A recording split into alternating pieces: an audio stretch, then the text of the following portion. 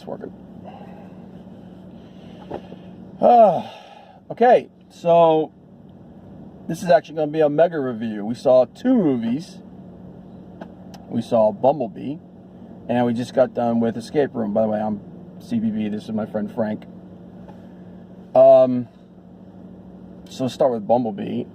First off, Michael Bay's excuse for not using the original designs proven to be bullshit, because they looked friggin' awesome. They looked really good. They looked bad as hell.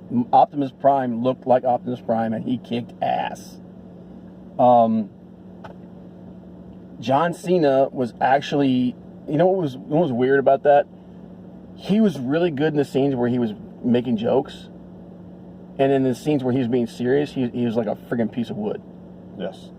But the scenes where he was just like, it's like being himself, those were actually really good.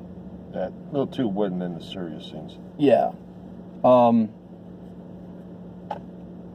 The actress who played the main character, she did all right. I mean, there were a couple of moments that were like cringy, like the diving shit. That was like, as soon as they mentioned that, I was like, that's gonna show up in the movie somewhere. But the guy who was the guy who became her friend. Yes. That was pretty good. There was a lot of stereotypical crap in here, like the Mean Girls, which was like, yeah, well, you know, okay. The scientist was stupid. Like the reason that like, if I'm gonna nitpick shit, the reason for, like, he was like wanting to let the Decepticons have access was like completely stupid. Yeah. But other than that, Bumblebee looked awesome. All the Generation 1 Transformers they had there were friggin' awesome. And it was nice to have Bumblebee actually being a VW Beetle B rather than the Camaro he was in the other movies.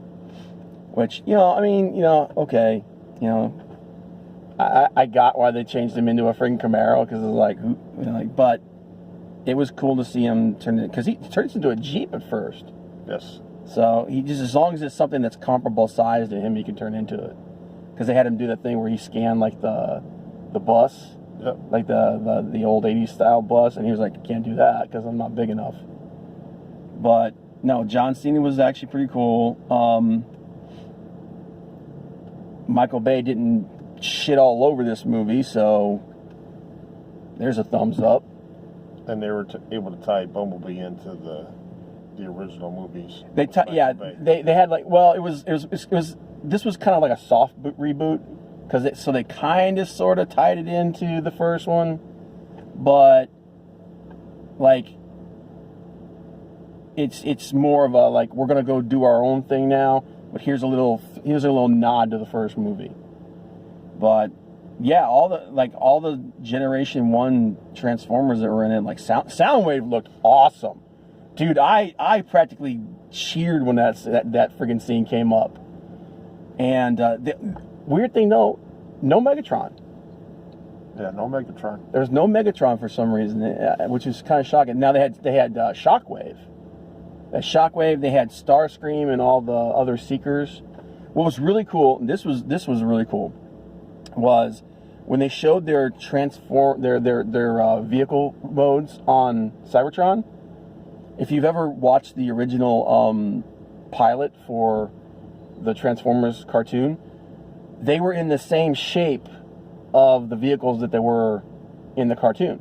Like when Starscream and them, they didn't turn into jets, and they turned into like those space age, those weird, almost like triangular jets. So that was a cool little nod back. And Optimus, when he transformed, he was like that weird looking, almost like a hover vehicle, which was really cool. So whoever did that, they really went back, and they must have watched that pilot and been like, we got to do all this shit. But yeah, it was good. I liked it.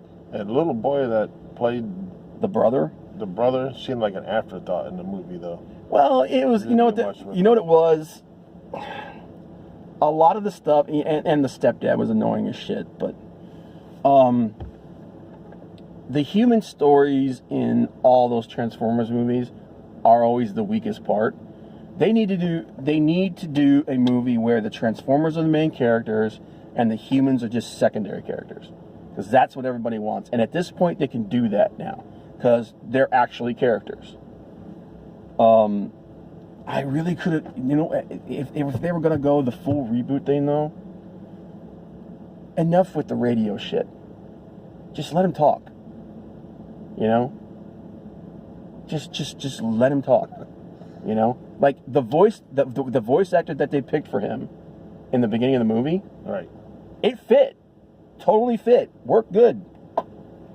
And I get them doing the thing where they messed his voice up. Yeah, they ripped his voice. Yeah, they ripped his throat out. But at some point he needs to talk. You know what I mean? Like that was at the end of the first Transformers movie that Michael Bay did.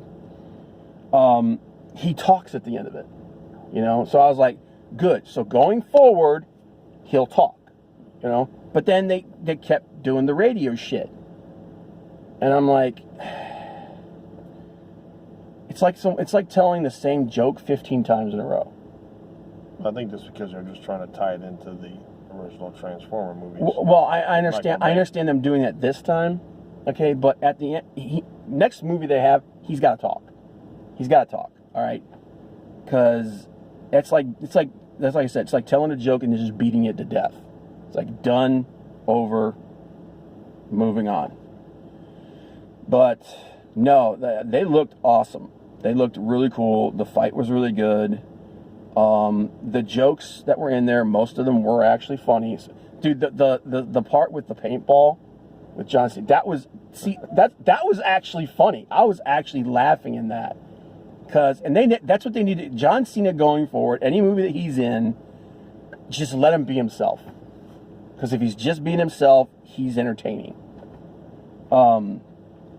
But yeah, Bumblebee was actually good, and they've already announced an Optimus Prime movie. Yeah. I think they're going to tell the story of what would be really cool is if they tell the story of what happened to him after Bumblebee loses contact with him, because I want to see that, because it basically looks like he's about to die. So I want to see a Transformer. The Optimus Prime's movie should be him basically gathering up their army on other planets, fighting, having fight the Quintessons, and all those other throwbacks to the old Transformers. Have a movie about that. Screw the humans. Humans can go screw off. I really liked the way they did Cybertron. Cybertron looked awesome. Really good. It did. It looked awesome. Everything. All the Transformers stuff. There are no complaints about that at all. All the complaints I have is about some of the human story stuff, because a lot of that was just cringy and okay, yeah, we get it. They're mean girls, typical 80s mean girls. But soundtrack was pretty good. But yeah. So Bumblebee was good, and then we went and saw. We just got done with Escape Room, which was better than I thought it was going to be. Yeah. I thought this thing was going to suck. I honestly did. I shouldn't say that. I didn't think it was going to suck, but I thought it was going to be very cliche. And to be honest, it kind of was, but it was entertaining enough. The different traps and stuff were really cool. I kind of had, I don't know about you, but I had the characters in the movie, I had them pegged from the beginning. The business dude was going to be the selfish, survive at the expense of everybody else asshole. Yeah. Deborah Wall, the who played in True Blood, I knew she was going to be a tough soldier chick type. Yeah, survivalist kind of thing. The dude that looked like a scrub, you knew he was going to be a stoner or whatever.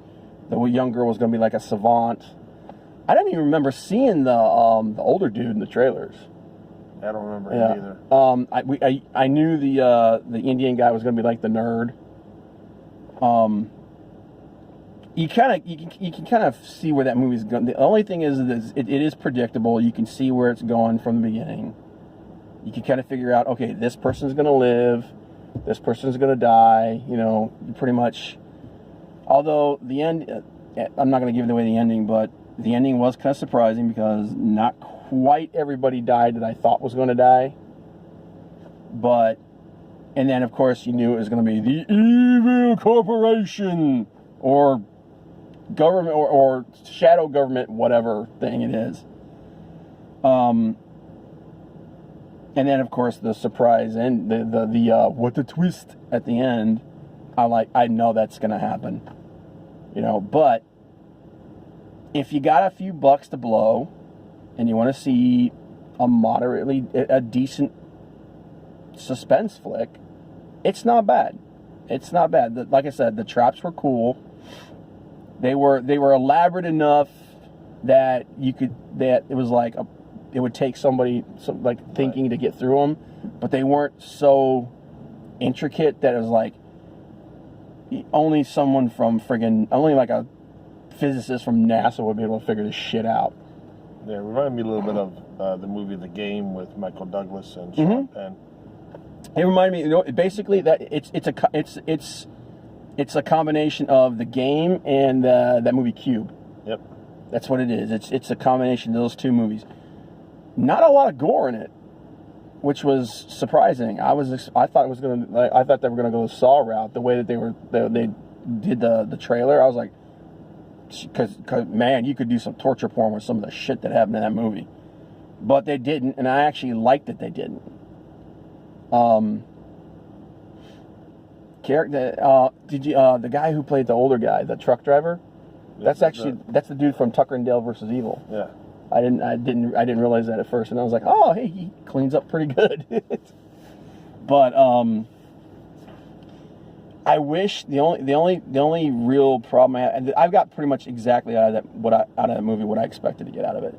The only problem I have with it was I wish they had got a little bit more into the people who were doing it, like the shadowy organization who's creating all this stuff, because it was, again, very cliched. It's basically rich, powerful people who are bored and they just want to see stuff like this.